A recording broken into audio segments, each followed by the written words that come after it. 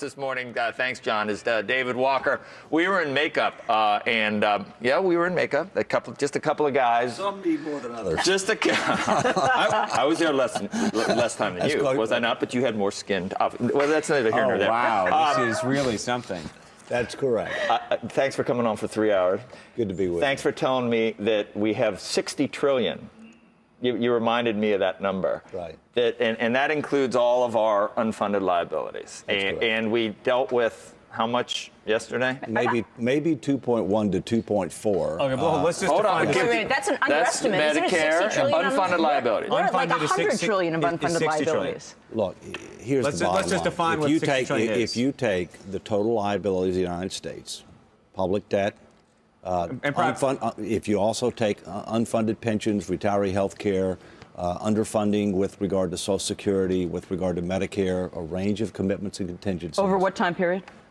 As of September 30, 2010, we would have had to have $61.6 trillion in the bank in order to be able to defease those obligations. That's the 75-year window, or that's the unlimited window? That's how much we would have had to have at that date to cover the gap for the next 75. So it's a discounted. You're using the 75-year window. It's a discounted present value dollar number, all right? It grows by several $trillion a year by doing nothing.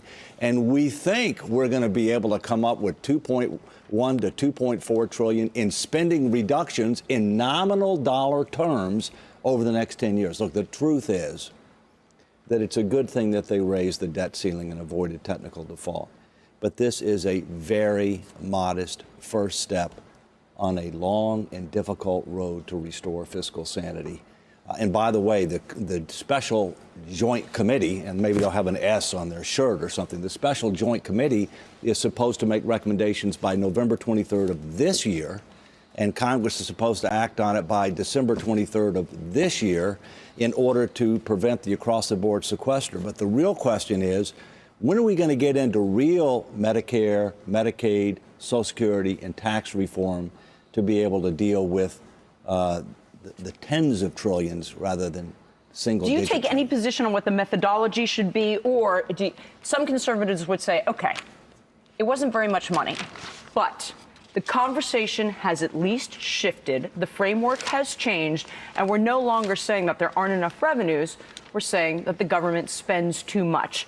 Do you agree with that? I mean, is that something you take a position on, or you like the ratings agents? Hey, you can raise taxes, you can cut spending, do it either way, but we got to get to a balanced budget. No, I clearly think the tone and tenor has changed. I mean, the fact of the matter is government has grown too big, promised too much, and waited too long to restructure. And our problem is overwhelmingly a spending problem. But let's understand something very simple. If you have escalating deficits and mounting debt, that means you have to increase the debt ceiling limit at some point. And it means absent structural reforms and entitlement programs, defense and other spending, those represent deferred tax increases, absent a change in course. And so the question is, when are we going to really deal with the disease rather than the symptoms? My question for you is, do you do it now? I know you've wanted to always do it. I'm looking at Joe Nocera's column today, and he writes, America's real crisis is not a debt crisis. It's an unemployment crisis. And he goes on to say, we've all heard what happened in 1937 when Franklin Roosevelt, believing the Depression was over, tried to rein in federal spending. And what ultimately happened.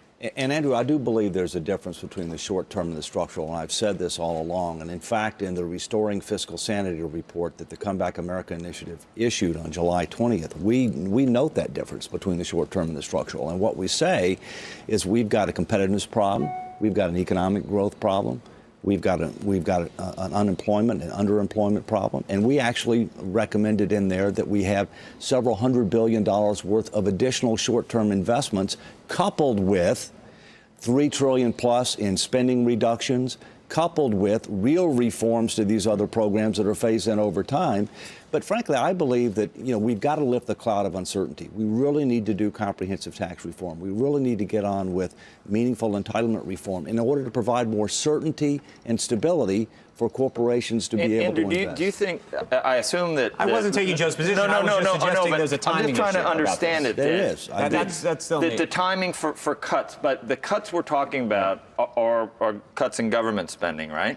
Right. Okay. And by the way, they're small. I know, but in your view, very small. Very but in your small. view, does the government spending finally trickle into the private economy and generate jobs there, or are you talking about maintaining or adding to jobs in the government sector, which we just have to end up paying for with taxes from the private sector anyway? I think it's a combination. Okay, so you think it does trickle into I think the it private? trickles. the I don't know. government I think it exacerbates the issue. I don't think it is No, the but issue. I'm just wondering where the government spending finally ends up. Because if it just ends up making it spending for itself, for its own, for government jobs. And, Well, look, as you know, why does government? What is the argument that Krugman and others make that if the government spends less, that it hurts the overall economy? Well, I think the argument that they're making is that not all government spending is for government employees. A lot of times, government will end up having contracts, whether it be Trickles defense into the private contractors, economy. whether it be What's so critical frustrating- infrastructure, Look, whatever else, Boeing yeah. is. I mean, look, we've Right, sat here right, and right. looked at all of the companies Probably and they get misallocated a impacted But by this. here's So what's so education frustrating companies, about this entire construction conversation. companies, What is so frustrating healthcare companies. is our long-term spending issues have to do with entitlements and everything else. Oh, if you wanted to do... I'm with you Hold on 100% one that second, we need hold to on, fix hold on. entitlements. What Nocera is saying is we ought to do more Keynesian spending. Right. You know what? We'd have tons of money for Keynesian spending if we told 30-year-olds, you know what? Down the road, you're going to have to do something differently. We're going to change. There's nothing Keynesian about promising 30-year-olds today that 50 years from now they're going to have whatever kind of benefits, right?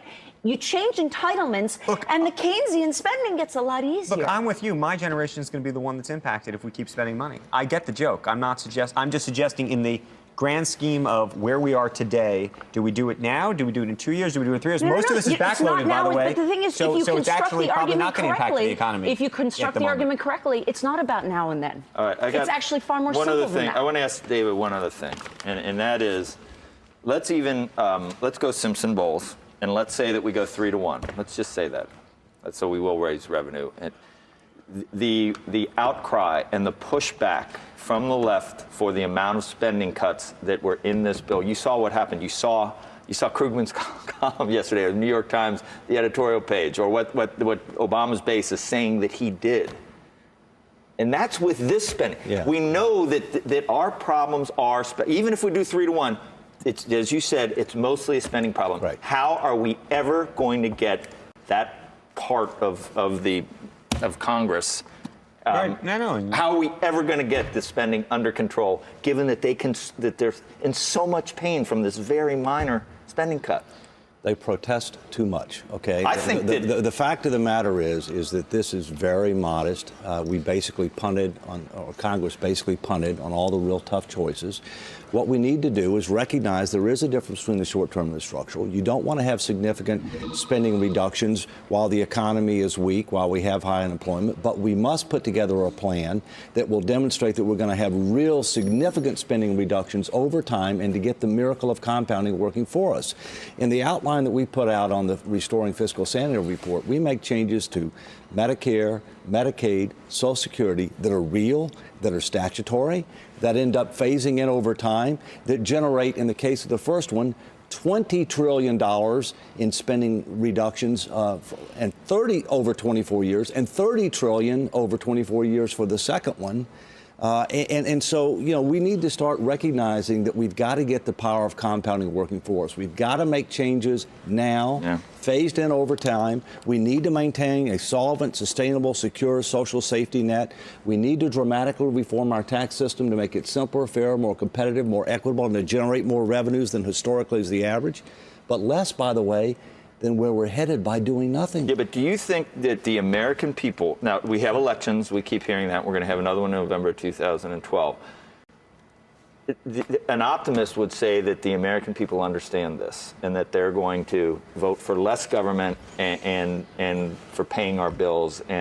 But I'm not convinced that will happen, given that so many are on the receiving end of the entitlements. There's 51% on the receiving end of the entitlement. Why won't they all vote for their own self-interest and will vote for bigger government? Well, first, let's acknowledge that the Tea Party has changed the tone and tenor of the debate in Washington. And you say for the better? That's almost a pejorative. Yeah, that's a pejorative. No, I asked it. But if you say Tea Party, it's a pejorative. In one aspect for the better, not in all aspects, okay? Let me give you the bumper sticker. The bumper sticker is limited government, individual liberty, fiscal responsibility. Sign me up. I'm for that. However, look below that. Open the hood, as Ross Right. Perot would say. Look underneath, find out what's there. The numbers don't add up. One of the problems we have is we have a proliferation of pledges now.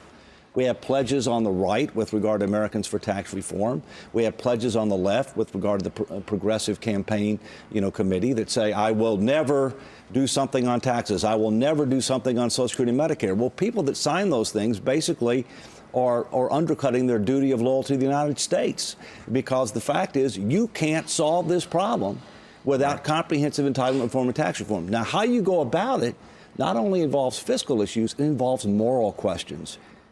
And we need to recognize that. What we're doing right now is mortgaging the future of our country, our children and grandchildren, record rates. That's immoral. But how we solve the problem involves key moral questions as well. Yeah.